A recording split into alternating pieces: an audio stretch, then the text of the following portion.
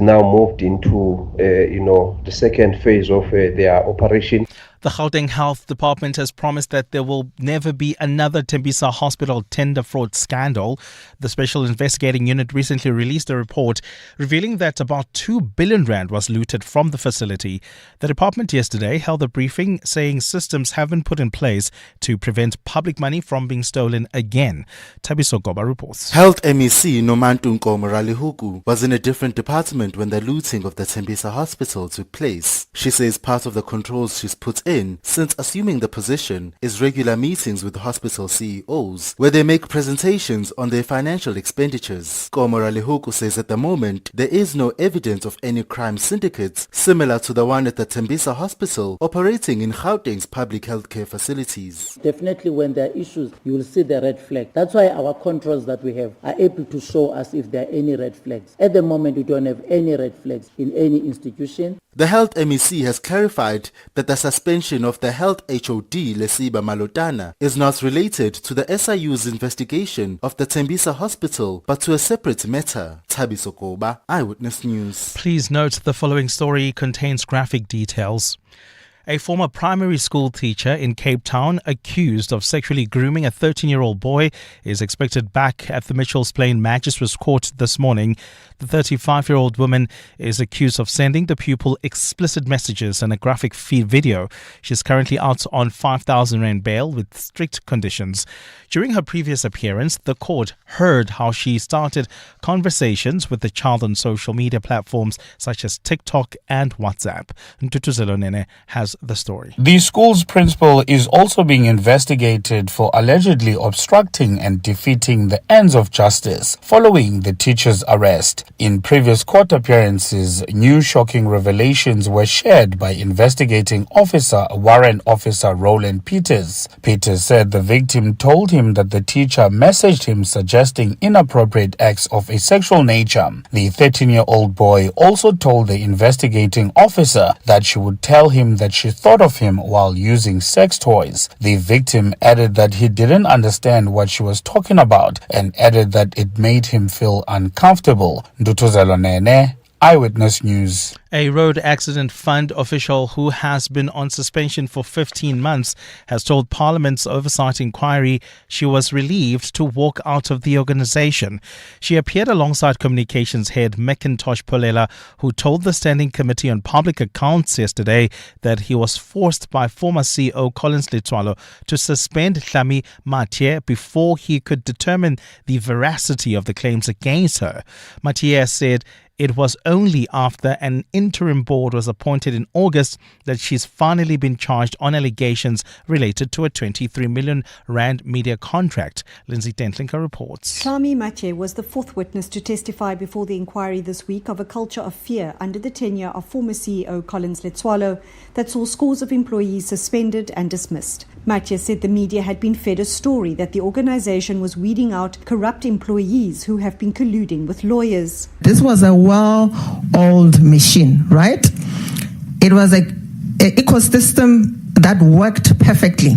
We are creating a demand of law firms that we bring into the table, and we say, investigate these people. Manyathela says the anxiety and toxicity many had experienced in the organisation should be blamed on government. My suspension journey didn't start on the 2nd of May. It started on that fateful day when the ANC government failed us. Manyathela said the RAF's Employee Relations Department had a lot to answer for and should not be allowed to hide behind the decisions of the former CEO. Lindsay Dentlinger, Eyewitness News, Parliament. And hundreds of supporters have gathered outside the home of former Kenyan Prime Minister Raila Odinga following his death in India. The 80-year-old died from an apparent heart attack yesterday after he collapsed during a morning walk at a hospital in Kerala district. Emotional scenes of mourning broke out across Kenya for its perennial opposition figure who ran unsuccessfully for the presidency 5 times, most recently in 2022. To us, he was like a father. He cared about the poor. He advocated for our rights. We are left as orphans. We don't know where to turn to. Nobody cares about us. Baba cared for us. Gold is trading at $4,134.41 an ounce. The rand is at 17.34 to the dollar, 23.28 to the pound, 20.23 to the euro. Brent crude oil is at $62.38 a barrel. Traffic remains heavily backed up in Centurion along the N14 South approaching the Bergfontein interchange. That's due to a major accident scene.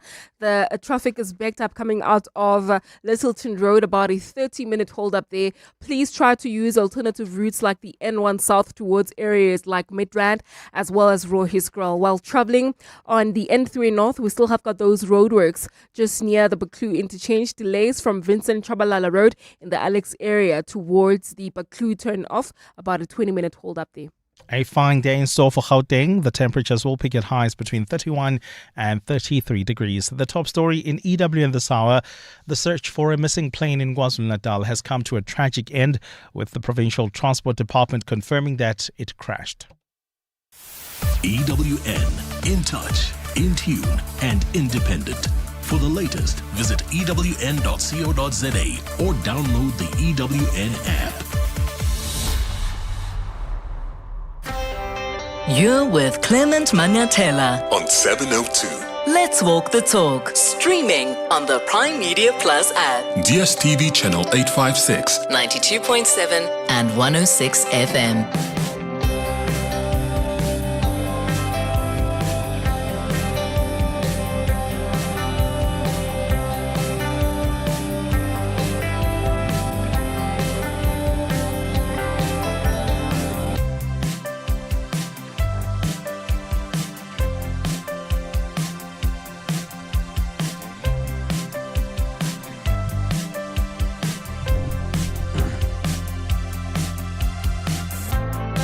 Nine minutes after 9 o'clock. Dumelang. Happy Thursday. Welcome to the Clement Manyathela Show on this beautiful Thursday morning. It's so great to have you with us here on 702. I hope you're well this morning. The 702 open line starts now on 011-883-0702. If you want to send a WhatsApp voice note, you can do that on 072-702-1702. It's D-Day for Senzo Mchunu, the police minister that President Cyril Ramaphosa placed on special leave. So there have been allegations that he is compromised by a criminal cartel. He has been accused of issuing a directive for the disbandment of the political Killings Task Team to protect criminals. What's been clear so far, at least to me, is that the minister involved himself in operational issues that are actually shouldn't be concerning him. So involving himself in operational issues that are in the domain of the National Commissioner actually shouldn't have happened. So was his directive lawful or not? It doesn't appear to be, but he will have an opportunity today to tell us his side of the story. You've heard what General Mkhwanazi said about him. You've heard what Shadrach Sibiya said about him, because he's been defending him. You've heard what Fanima Semula, the National Commissioner, had to say about the minister as well. So what has he got to say? What are you looking forward to hearing from him? I look forward to hearing his explanation around the disbandment of the political Killings Task Team. Why did he issue such a directive without looking at a report first about the progress